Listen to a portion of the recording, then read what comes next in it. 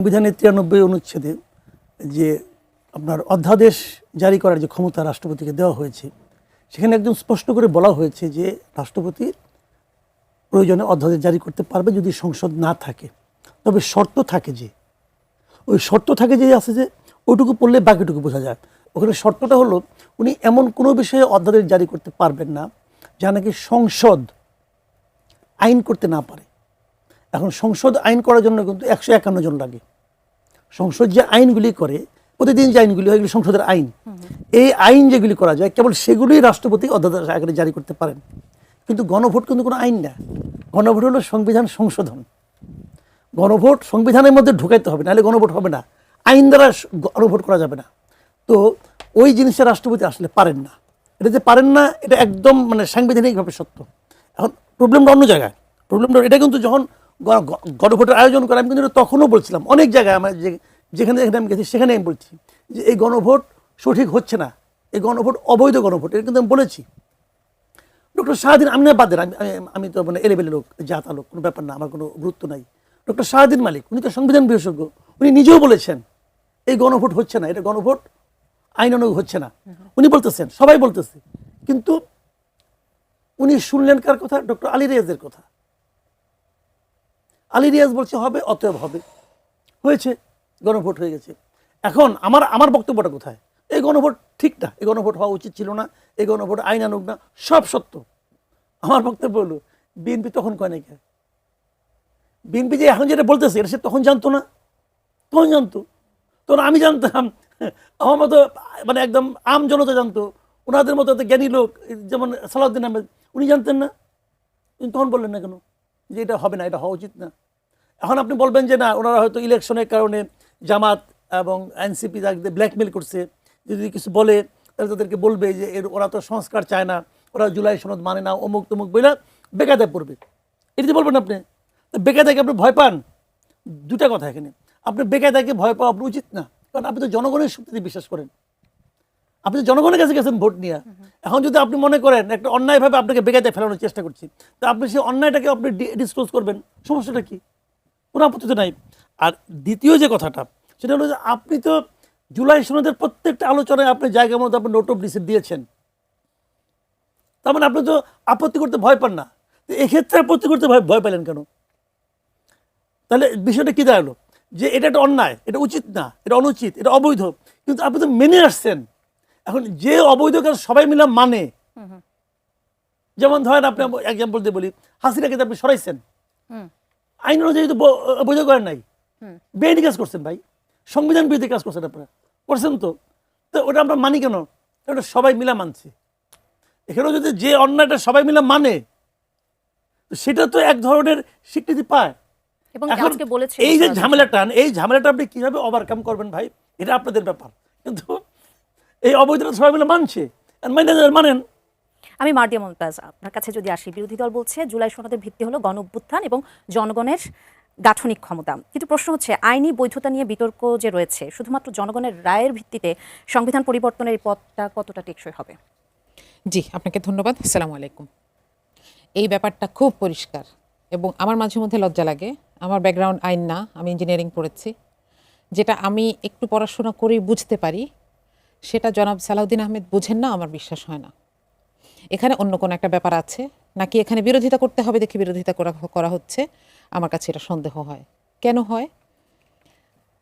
এমনিতে আমাদের দেশের সংবিধান, কিংবা সোজা কথায় যদি বলি যে আমাদের পার্লামেন্ট কিন্তু নিজে থেকে সিদ্ধান্ত নেবে না, জনগণের ম্যান্ডেট নিয়ে ওখানে গিয়েছে এবং তারা একটা প্রস্তাব করে। আচ্ছা, তারা যে কোনো সংশোধনী, যে কোনো আইন করতে পারত 2011-র 15তম সংশোধনীর আগ পর্যন্ত। 15তম সংশোধনীতে শেখ হাসিনা একটি বিষ ঢুকে দিয়েছেন। সেটা হচ্ছে সংবিধানের 3টা ভাগ এবং 150, এই 4টা জায়গাকে কেউ কোনোদিন পরিবর্তন করতে পারবে না। এর মধ্যে দেখেন 150টা কী জিনিস, পিছনে শেখ মুজিবের ছবি থাকবে, ইত্যাদি ইত্যাদি। তাহলে এই সরকারটা শুরু থেকে নিঃশ্বাস নিচ্ছে সংবিধান বিরোধী একটা পরিবেশে। আপনি কোথাও শেখ মুজিবের ছবি দেখেন? না। সরকারি কোনো দফতরে নাই, ইত্যাদি ইত্যাদি, মন্ত্রীদের দফতরে নাই। সেখান থেকে জনগণ যেন এই ম্যান্ডেটটা তাদেরকে দিতে পারেন যে তারা যেন সংবিধানের সেই জায়গাগুলোকেও পরিবর্তন করতে পারে। এটা তো একটা আলাদা ব্যাপার, এটাকে বলা হয় গণপরিষদ। সেই অধিকারটা তাদেরকে দেয়া হলো গণভোটের মাধ্যমে। তারা কি করলেন? প্রথম দিন থেকেই ওই যে আমি বললাম না, বিরোধিতার খাতিরে বিরোধিতা, জামাত আর এনসিপি করবে তাহলে আমি খেলি না, তারা গণপরিষদের শপথটা নিলেন না, নিজেদের ক্ষমতা নিজেরা কমাইলেন। এখন বলছেন আমাদের ইখতিয়ার নাই। এটার জন্য নিজের কারণে একটা সাপ যখন নিজের লেজ নিজে খেতে থাকে তার পরিণতি কোথায় হয়? এটা খুব হাস্যকর না? এখন এই ব্লেমটা তারা কাকে দিচ্ছেন? জনগণকে নাকি সংবিধানকে? জনগণকে দেওয়ার কিছু নাই। 70% জনগণ এই রায় দিয়েছে এবং আমি খুবই একমত মাসুদ কামাল ভাইয়ের সাথে যে তারা এটা নির্বাচনের আগে কোনো দিন উচ্চারণ করেন নাই, বরং এখন যিনি স্পিকার তিনি একটা জায়গায় বলেছিলেন, আমার মনে আছে, যে আমরা তখন হ্যাঁ ভোটের কথা না বললে তত্ত্বাবধায়ক সরকার বা গণভোটে রাজি না হলে তত্ত্বাবধায়ক সরকার নির্বাচন দিচ্ছিল না। এটা কি প্রতারণা না? এখন এই প্রশ্নগুলো আমাদের আসলে আমরা বারবার করছি, সংসদেও করছি, কিন্তু ওই যে 2/3 অহংকার, সেটা দিয়ে সব কিছুকে চাপা দেওয়া যাচ্ছে ঠিকই, কিন্তু গণপরিষদের এই অধিকারটা ছাড়া সংবিধানের ওই যে 4টা অংশ এখানে ধরা যাবে না তো।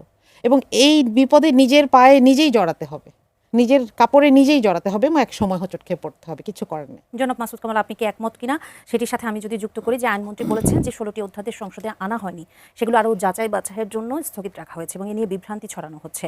আপনার মতে কি এটি কি সত্যি একটি স্বচ্ছ দায়িত্বশীল প্রক্রিয়া, নাকি গুরুত্বপূর্ণ কিছু বিষয় ইচ্ছাকৃতভাবে এড়িয়ে যাওয়ার অভিযোগের কোনো ভিত্তি আছে? 16টি আনা হয়নি, এটা সত্য, এই কথাটুকু সত্য।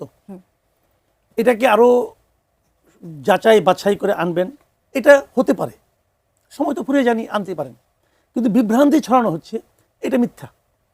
বরঞ্চ আমি মনে করি ওনাদের কর্মকাণ্ড মানুষের মধ্যে সন্দেহ ঢুকিয়ে দিচ্ছে। এটা হলো আমার সিম্পল কথা। যে এখন ধরেন আপনি যদি বলেন যে এখানে এই জায়গাগুলো অস্পষ্ট আছে, তো ক্লিয়ার করেন না কেন? ওনারা কি ক্লিয়ার করেছেন কোন জায়গাগুলো অস্পষ্ট আছে? ক্লিয়ার তো করেন নাই। দেখেন 1 মাস সময় পাওয়া গেছে, 1 মাস আপনি এটা ক্লিয়ার করলেন না কেন? এখন আপনি যাচাই বাছাই করতে আপনি কয় মাস লাগাবেন? এটা তো কার্যকর হয়ে, দেখেন এই অধ্যাদেশগুলো কিন্তু কার্যকর হয়ে গেছে। অধ্যাদেশ মানে কি, কাজ কিন্তু চলতে থাকে, তখনই তো কাজ আরম্ভ হয়ে গেছে। যেমন আপনার ধরেন বিচার বিভাগীয় আলাদা একটা সচিবালয়, এটা তো কাজ শুরু হয়ে গেছে, উদ্বোধন হয়ে গেছে, তো কাজ শুরু হয়ে গেছে। এখন আপনি বলছেন যাচাই বাছাই করতে, করেন না যাচাই বাছাই, আপনি তো করতে না করে নাই, করেন। আবার কোথায় করবেন সেটা বলেন, আলাপ করবেন, কার সঙ্গে আলাপ করবেন? আপনি কাছে বিদেশি লোক নিয়ে আসবেন আলাপ করার জন্য, বিভিন্ন অংশীজনদের সাথে আলাপ করেন। অংশীজনকে বিদেশি সব তাদেরকে পাওয়া যাচ্ছে না। 15 মের পরে করা হবে বলা হয়। হ্যাঁ 15 মে, কেন আপনি 2015 মে কোন সালের? এটা তো আবার আরেক ঝামেলা আছে, কিন্তু এটা কোন সালে এটা বুঝতে হবে। এখন 15 মে আপনি পরে করবেন, কিন্তু আগে করলে সমস্যাটা কি? এই কথাটা বললাম কেন শুনেন, আগে আর পরে এই 15-20 দিনে খুব একটা দেশের ক্ষতি হয়ে যাবে আমি তা মনে করি না, কিন্তু ঘটনাটা কোথায় সেটা আমি বলি। ঘটনাটা হলো গিয়া, যখন আপনি এটা বাতিল করে দিচ্ছেন, যখন আপনি এগুলি বাদ রাখলেন 16টাতে, তখন মানুষের মধ্যে একটা সন্দেহ ঢুকে গেল। আপনি কিন্তু সন্দেহ দূর করা খুব কঠিন, কিন্তু একবারে যদি সন্দেহ ঢুকে যায়, সেটা আপনার পারিবারিক সম্পর্কেই হোক আর রাষ্ট্রীয় সম্পর্কেই হোক, সন্দেহ যদি একবার ঢুকে, ওই সন্দেহ তখন নিজে